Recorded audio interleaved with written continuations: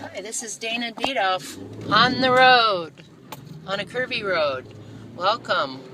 Thanks for checking in. We've been talking about dreams of addiction.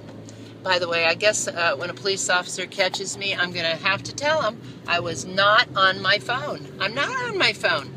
Oh, I guess I'm sort of on my phone, but I'm not really. Anyway, it's early in the morning. It's raining. It's in Oregon, and I'm interested this morning again in dreams of addiction. Now, one of the difficulties with using the word dreams, of course, is that people think we're talking about something that's not real. No, we're talking about a reality that can become real, that becomes real a lot, actually. And when we know that we're dreaming at night, it's a bit different. During the day, we dream and we don't know that. And so we don't really think those are dreams. However, if we don't know we're dreaming when we're awake, they're very likely to become real. And if you think about it, that has happened over and over again. It happens to all human beings in every area of their life. However, with addiction, which is what we're talking about really, the dreams can be particularly painful and difficult and also profoundly repetitious and involuntary.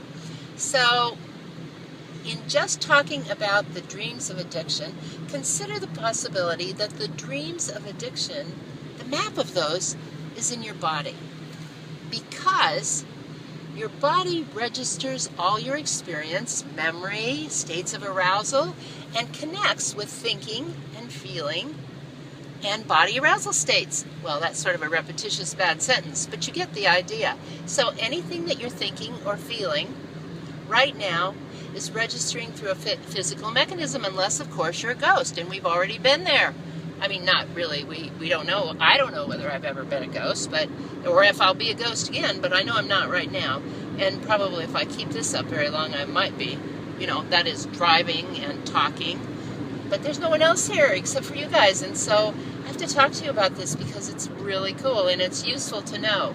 So just like at night with my husband's lucid dreaming, if you know you're dreaming when you're awake, you have a real chance. Right after this video, I'm going to stick another one on that I made this morning in my office.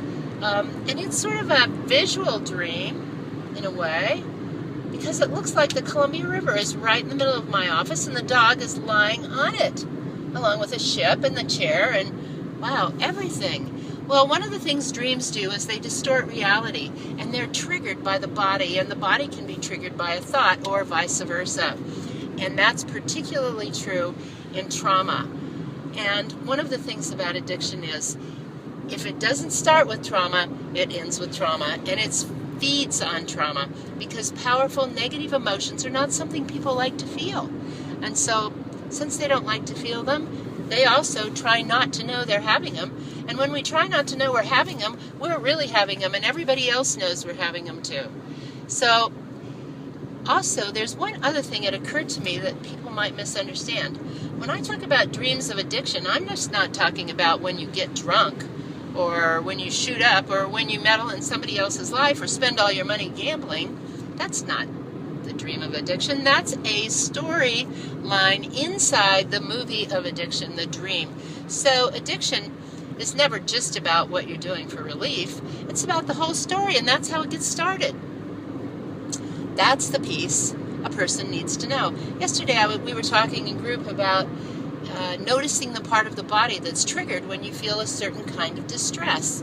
Whether that's fear or anger or anxiety or envy or any kind of general distress, something that you would just rather not feel. Well, the automatic habitual approach to not feeling is not to know and to push it aside and to go right to the thing, the addictive piece actually, that pushes the feeling away. Okay, so we were talking about, I can't remember what particular addictive dream we were talking about, but let's say it's drinking, because that's one that everybody identifies with being an addictive process. Right at the same time they say, oh, well, just stop. Well, part of the addictive dream is that you can't, oh, well, just stop. Except part of the dream is you keep thinking you can. And so you tell yourself stuff like, well, Oh my God, that was a terrible night. I cannot believe I blacked out. Oh my God, what did I do? I'm never doing that again. And for the moment, you believe it. The problem is that's part of the dream. That is part of the addictive dream.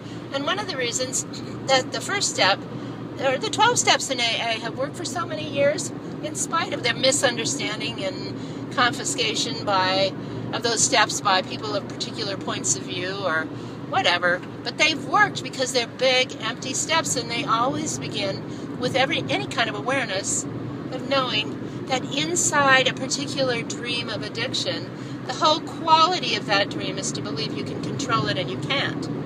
That's the dream. But if you don't know that, then you stay in it and you keep trying to get control of it so that you can prove something, who knows what. A lot of people feel like, well, I know that I can control this, or I can't have any pleasure any other way, or how am I going to live without it, or my God, what am I going to do?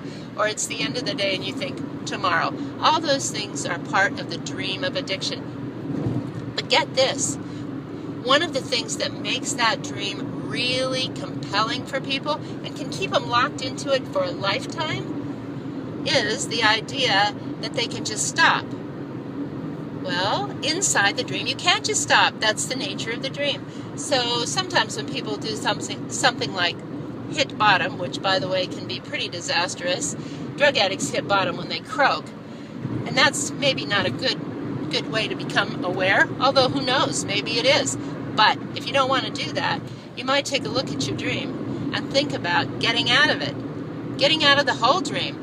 Another thing that keeps people in dreams is the feeling of unworthiness, self-criticism, self-loathing, looking at all the stuff you've done, the wreckage in other people's lives, and then not looking too.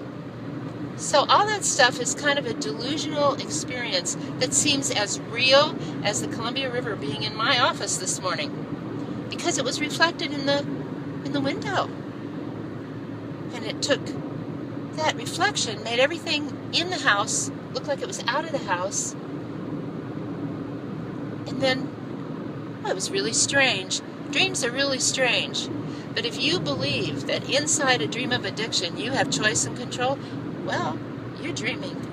And if other people believe it, they're dreaming too.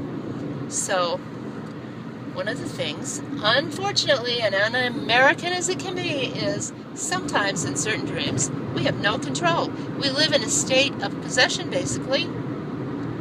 So, on that note, I think I'll get back to driving. Glad you showed up. Bye.